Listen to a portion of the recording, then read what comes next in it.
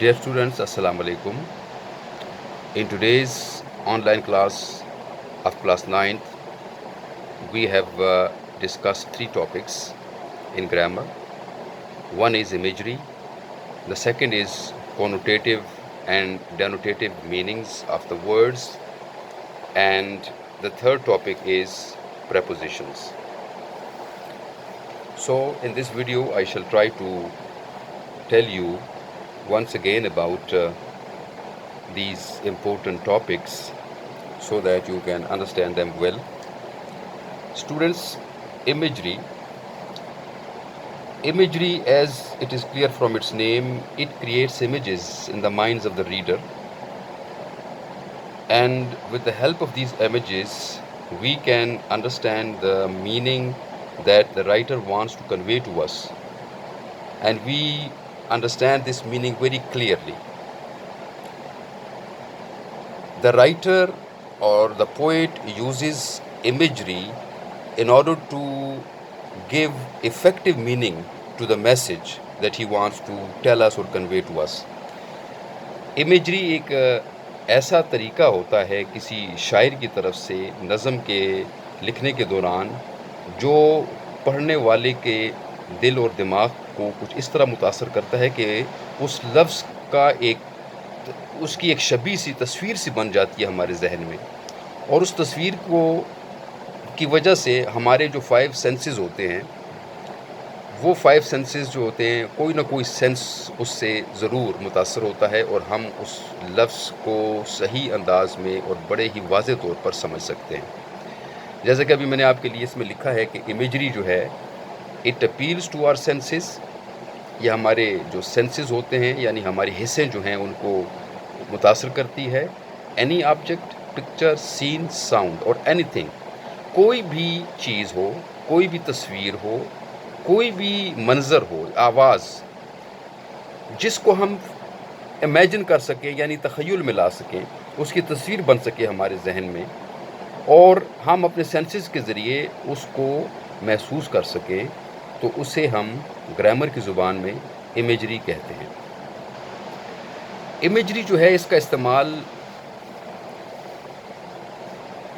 شاعر حضرات جو ہوتے ہیں وہ اپنی پوئمز میں کرتے ہیں، یعنی poets use imagery to make their message more effective. اپنے پیغام کو زیادہ پراثر بنانے کے لیے اور واضح بنانے کے لیے جو شاعر لوگ ہوتے ہیں وہ امیجری کا سہارا لیتے ہیں. اس میں جو تیسرا پوائنٹ ہے آپ کے سمجھنے کے لیے کہ امیجری ایک وسیع چیز ہے. اس کے اندر جو گرامر کے اندر جو مختلف قسم کی چیزیں استعمال ہوتی ہیں جس کو ہم فگر آف سپیچ کہتے ہیں، جیسے پرسانیفیکیشن ہے، سملی ہے، میٹافر وغیرہ جو ہیں، یہ تمام کے تمام امیجری ہی کی قسم ہیں. فورتھ پوائنٹ اس کے اندر یہ ہے کہ ہمارے جو سینسز ہیں جو کہ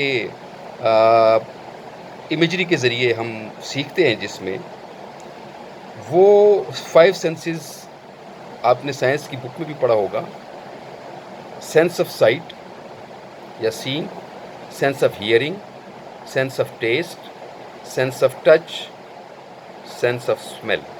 یعنی دیکھنے کی حس، سننے کی حس، چکھنے کی حس اور محسوس کرنے کی حس، چھونے کی حس، اور جو آخری ہے وہ ہے سونگھنے کی حس. تو یہ 5 ہمارے سینسز ہوتے ہیں انسان کے اندر، جن کی وجہ سے ہم اپنے آس پاس کی چیزوں کو دیکھ سکتے ہیں، محسوس کر سکتے ہیں، یا کوئی چیز پڑھ کر ہم اس کا امیج اپنے ذہن میں بنا سکتے ہیں.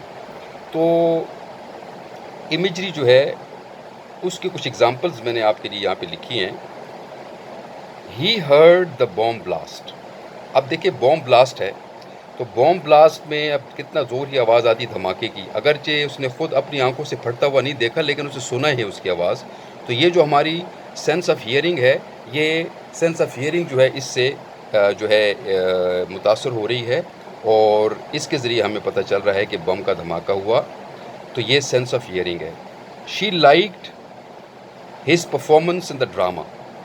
یعنی ڈرامے میں اس نے جو کردار ادا کیا اس نے اسے پسند کیا، لڑکی نے اس کے کردار کو پسند کیا. تو یہ ڈرامہ دیکھنے کے بعد ہی اس کی پرفارمنس کو پسند کیا گیا. تو یہ سینس آف سائٹ جو ہے اس کو جو ہے اس سے تعلق ہے एग्जाम्पल का।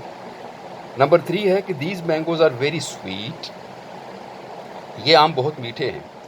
तो ज़ाहिर है कि जब मिठास का लफ्ज़ इस्तेमाल होता है, स्वीटनेस का लफ्ज़ इस्तेमाल होता है, तो वो हमारा जो सेंस ऑफ टेस्ट है, ये सेंस ऑफ टेस्ट जो होता है, इससे हमें पता चलता है कि भाई कोई चीज़ मीठी है, कड़वी है, फीकी है, जो भी है वो हमारा सेंस ऑफ टेस्ट हमें बताता है।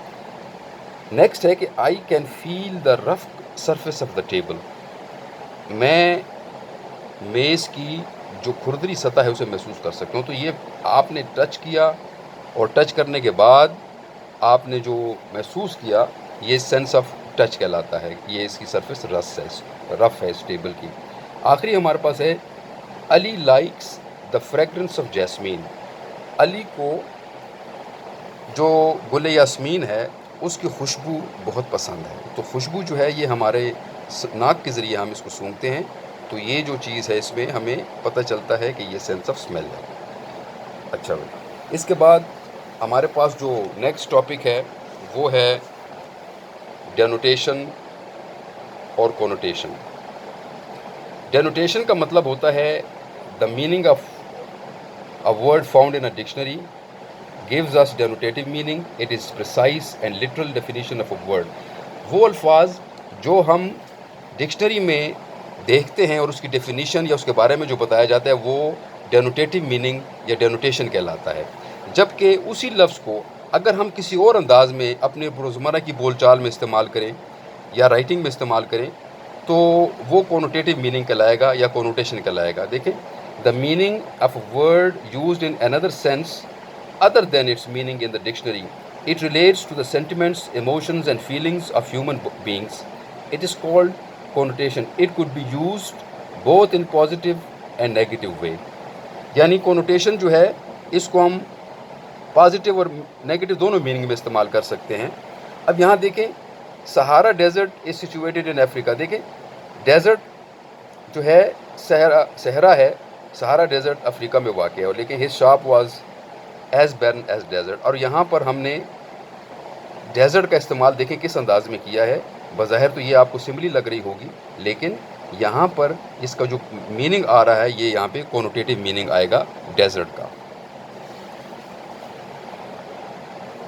इसके बाद हमारे पास एक और टॉपिक है और वो है प्रपोजिशन का। प्रपोजिशन जो है एक ऐसा वर्ड होता है, देखें, it is a word that shows relation between a noun and pronoun and other words of a sentence.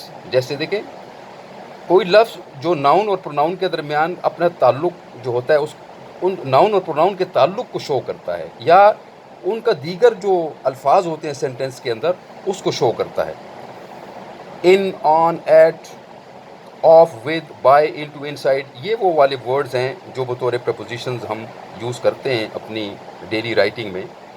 दूसरा पॉइंट इसमें यह है कि preposition is always use before a noun और प्रोनाउन। जैसे on the table, at me, यानी noun या pronoun से पहले हम हमेशा यूज़ करते हैं प्रपोजिशन को।